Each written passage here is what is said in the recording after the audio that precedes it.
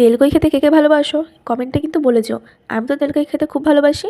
আর এবার বলতে পারো তেলকই আলু কে দেয়? হ্যাঁ জানি তেলকই আলু দেয় না, বাট আমরা দিই, মানে আমি দিই, যেহেতু আমাদের বাড়ির সবাই আলু খেতে ভালোবাসে।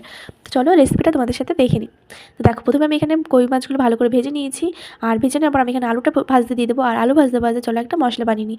এখানে শুকনো লঙ্কা, জিরে, ধনে, আদা, টমেটো একসাথে বেটে নিয়েছি। এবার দেখো বাটতে বাটতে আমার আলুটাও ভাজা কমপ্লিট। এবার আমি ফোড়নে দিয়ে দিয়েছি গোটা জিরে। এখান থেকে আমি কিছুটা জিরে তুলে রাখবো, যেটা আমি পরে বেটে মাছ নামানোর আগে দিয়ে দেবো। তারপর দেখো জিরেটা তুলে রাখার পর আমি এখানে দিয়ে দিচ্ছি সেই মশলাটা। এবার মশলাটা ভালো করে কষিয়ে নেবে। আর আমার এই চ্যানেলটা কিন্তু তোমরা ভিডিও দেখছো বাট কেউ সাবস্ক্রাইব করছো না, প্লিজ চ্যানেলটা সাবস্ক্রাইব করে দিও।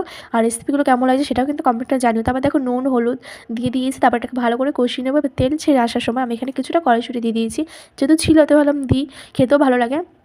তারপর এখানে আলুটা দিয়ে ভালো করে কষিয়ে নেওয়ার পর যখন তেল বেরিয়ে এসেছে, তারপর আমি এখানে জল দিয়ে দিয়েছি পরিমাণ মতো। তোমরা কতটা গ্রেভি রাখবে সেই আন্দাজে জলটা দিও। তারপর জলটা ফুটে আসলে আমি এখানে মাছগুলো দিয়েছি। আর হয়ে গেছে তেল